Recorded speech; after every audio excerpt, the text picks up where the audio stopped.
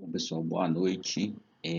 Nós vamos dar sequência aí através das aulas interativas aí com o EAD, né? Hoje a gente vai falar sobre, continuando falando sobre acionamento, nós vamos falar hoje sobre acionamentos de motores de corrente alternada, em particular de motores de indução. Vamos falar da partida direta do motor de indução trifásica e algumas coisas importantes aí no acionamento dessas máquinas. A gente já tinha falado sobre motores de corrente contínua, né? Sobre a partida, né? Como calcular, se limitar as correntes de partida, né? De forma convencional do motor de corrente contínua. E a gente vai ver o motor de corrente alternada, em particular. Então, fazendo uma breve revisão, né? Os motores de corrente alternada eles são classificados como motores assíncronos ou motores de indução, podendo eles ser monofásicos ou trifásicos, ou motores síncronos, né? Podendo eles serem motores com escovas ou sem escovas, né? Que a gente chama de brushless.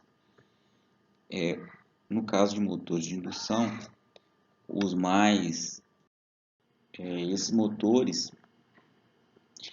de indução, né? O trifásico ele é o mais aplicado dentro da indústria, né? Dentro de áreas aplicações comerciais, né, residenciais, a gente tem alguma coisa de motor monofásico, mas a máquina assim, mais versátil, a máquina mais aplicada aí é, sem dúvida, a máquina de indução trifásica.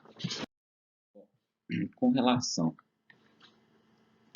à parte de operação desses motores, né, a gente tem, no caso do motor de indução trifásico, a gente pode fazer nessa partida aí de forma direta, né, partida direta, e aí a gente tem que avaliar a queda de tensão na partida, para ver se ela não vai afetar a instalação como um todo, né, causando quedas de tensão que podem promover a desaceleração de cargas, né, o aumento de corrente, ou até mesmo fazer o desligamento de outras cargas, né.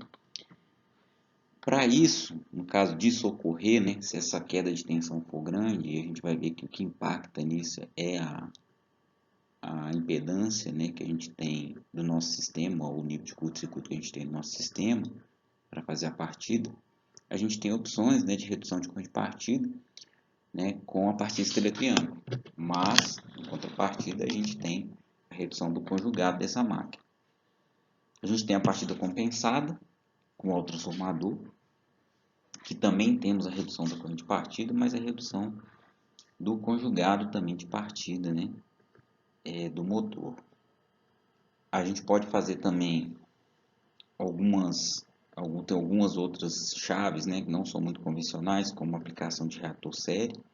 Então você calcula um reator série para redução, né, do pico da corrente de partida, mas depois que acelerar a carga, você tem que retirar fora esse reator, porque ele vai reduzir seu fator de potência da sua instalação, né, e ele, como ele é feito de fio, vai ter aquecimento e vai ter perda de energia. A gente tem também a opção de fazer partidas chaves série paralela, onde o motor ele, geralmente tem 9 ou 12 pontas. E aí você faz uma ligação inicial, onde a gente tem o motor está ligado com uma tensão menor, mas para uma tensão maior, mas você aplica uma tensão maior nele, né? Então, exemplo, você coloca ele ligado em 440 volts, por exemplo, num triângulo série, e depois você comuta ele para triângulo paralelo, que a ligação é 220. Lógico que a gente vai ter uma redução grande ali do torque de partilha do motor, mais uma redução, né, pela metade da corrente de partilha. Utilização também de bancos capacitores, que a partida do motor ele é um transistor eletromagnético que ele puxa bastante reativo, né? A gente vai ver que o fator de potência na partida ele é muito baixo.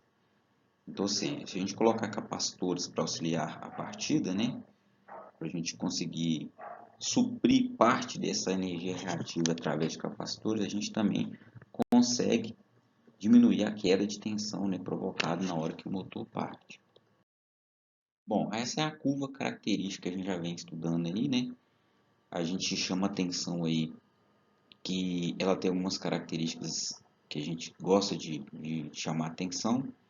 Por exemplo, na curva, no eixo de conjugado, que é o eixo Y aí, a gente tem um ponto onde a gente tem o que chama de conjugado de rotor bloqueado, que é o conjugado de partida, que é onde a rotação é zero. Esse conjugado de partida, ele normalmente é maior que um conjugado mínimo, que a curva do motor no motor de indução, a característica dela é essa que está apresentada aí, né, para o motor mais comercial. Bom, a gente tem o conjugado nominal, certo? Que ele vai coincidir com a nossa rotação nominal lá no eixo X. A diferença entre a rotação nominal e a rotação simples, a gente sabe que é o escorregamento. E eu chamo a atenção também para o ponto onde a gente tem um conjugado máximo aí na curva de conjugado. Normalmente acontece em torno de 80% da rotação, né? Pela NBR 7094, a gente tem algumas categorias aí de conjugado, né? Que a gente constrói, né? Então, a gente tem categoria N, que é as máquinas, vamos dizer assim, mais comuns, né? A gente vai ter, a maioria das máquinas tem esse tipo de curva característica tipo N. A gente tem a tipo H e a tipo D. Então, ele fala aí quais são as principais aplicações. Então, por exemplo, a categoria N é aplicações gerais, né? E cargas normalmente com a característica de conjugado com o quadrado, que altera-se com o quadrado da velocidade. Já a categoria H já são curvas cuja o conjugado é mais ou menos linear com a rotação, ele é constante com a rotação, transportadores, carregadores, bitadores. A categoria D normalmente é uma curva inversa com a rotação, significa que precisa de um torque muito elevado na partida, mas em regime, as rotações próximas nominais, esse conjugado é menor, né? Então aí está mais ou menos aí quais seriam porquê dessas três. E aí está as curvas, né, características. Então a gente vê que realmente uma categoria D, né, a gente tem um conjugado máximo acontece na partida, né? Numa categoria H, a gente tem que o conjugado de partida, o conjugado máximo, o máximo ainda é maior que o conjugado de partida, mas ele tem um conjugado de partida elevado. E a categoria N é o que a gente já está mais ou menos habituado com ele, né? A NEMA, né, que é a norma americana, ela também te dá essas possibilidades, né? Só que lá é designado D, C e B, né? Então a gente tem uma respectivas aí com relação às curvas, né, da NBR 7094, né? Então se um dia você for trabalhar aí com alguma instalação que tenha motores NEMA, né? Então aí você já tem uma referência aí para saber como é que são essas curvas de conjugados, características aí para motores da norma americana. E aqui está o que seria a nossa partida direta. Então em aulas posteriores a gente vai falar aí sobre os elementos, né, que fazem a proteção e a manobra da máquina. A gente já comentou isso no começo do curso, né, mas vale relembrar. Então a gente tem os fusíveis F1, F2, F3, vão ser fazer as nossas proteções sobre a corrente, né, de curto-circuito.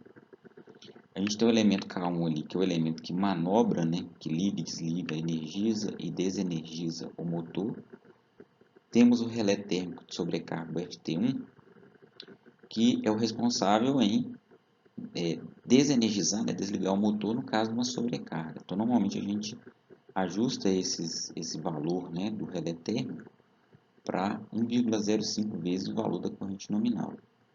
Ou seja, quando ele chegar a 1,05, a gente vai ver uma parte mais para frente do curso, que é uma curva de tempo, de corrente tempo inversa, né? Ou seja, quanto maior a corrente, menor tempo a proteção atua para desenergizar o motor. Do lado aí, a gente tem as linhas onde tem os dois fusíveis F21 e F22, a gente tem o circuito de comando, né? E vocês aí já estão habituados aí com essa nomenclatura, né, de lógica de contatos, né? Devido às disciplinas aí, principalmente de PLC, né?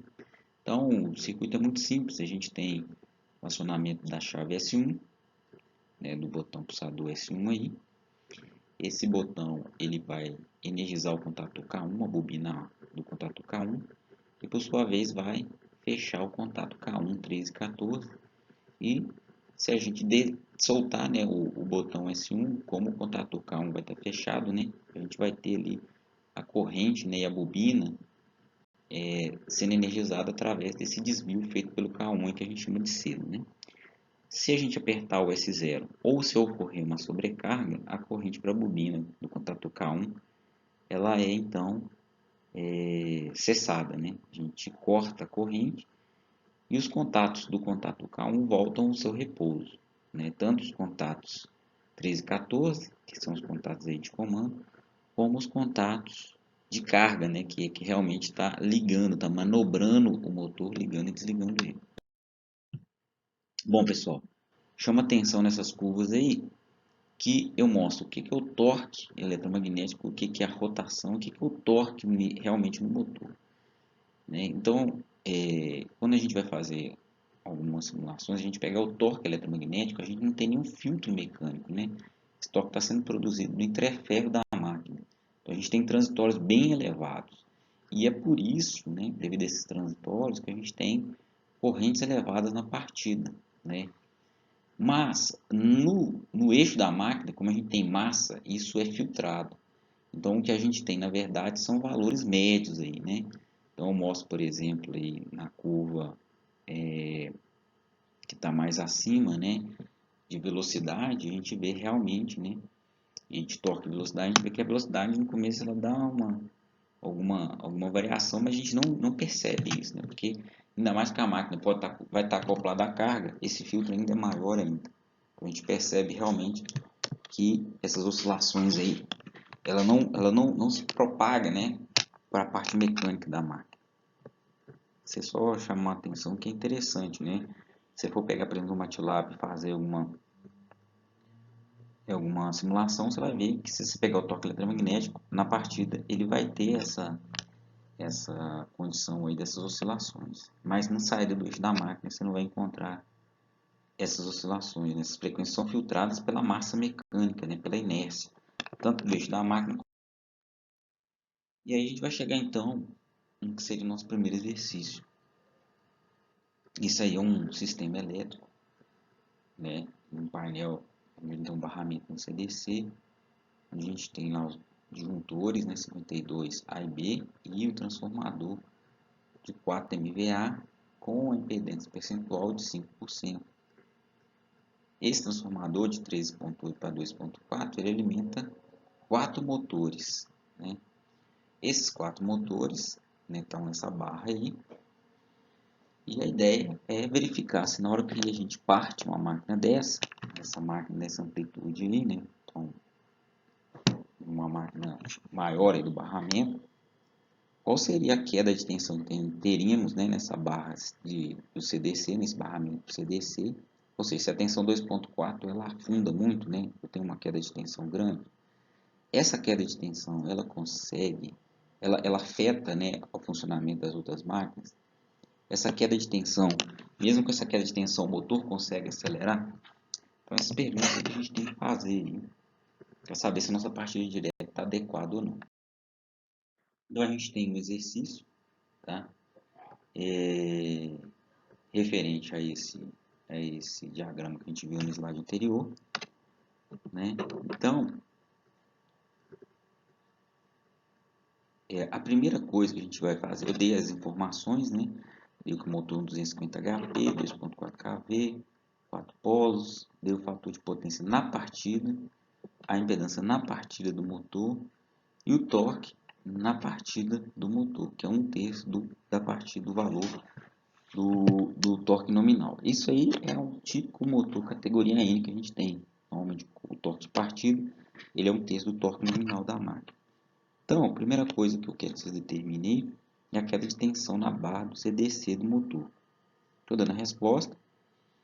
A letra B é considerando que a gente tem essa queda de tensão de 0,86%, qual seria, né, o torque na partida do motor. Então, sabendo que vamos imaginar que vocês calcularam que o torque nominal seja 90. Então, o torque da partida vai ser 30, certo?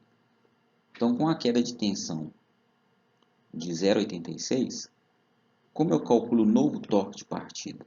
Então, você vai pegar 30, que é o torque nominal, com a tensão plena, e multiplicar por 0,86 ao quadrado. Por que isso? Porque o torque ele depende do quadrado da tensão. E a tensão que a gente vai ter, nesse caso aí, né, olhando para a letra A gente vai ter só 86,3. Na verdade, 0,863, 86,3%, né? Na verdade, 86,3% aí, tá, gente? A letra A, a resposta. O 0,863 PU. Isso vai ter 86%, né, da tensão no barramento. A letra C, né? Se o torque da carga for 2.000, né, o motor consegue partir a carga. Então, se a gente olhar pela resposta da letra B, como o torque de partida foi maior, ele consegue partir a carga. Se caso a gente não conseguisse acelerar a carga, né, o motor não conseguir a carga, o que a gente poderia fazer, né, para diminuir essa queda de tensão? Então, uma das coisas que a gente pode fazer é tentar diminuir a impedância do transformador, né? Normalmente, isso não é uma opção só de projeto. Quando você está na fase do projeto, você pode ir lá diminuir a impedância do transformador, ou seja, em vez de ser 5%, ela pode ser um valor menor, né, do que 5%. Só que isso a gente acontece só na fase de projeto, tá, gente?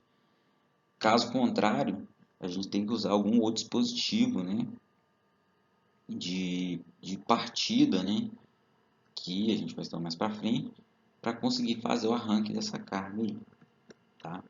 E não ter essa redução de queda de tensão aí. Aqui, pessoal, tá as equações. Então,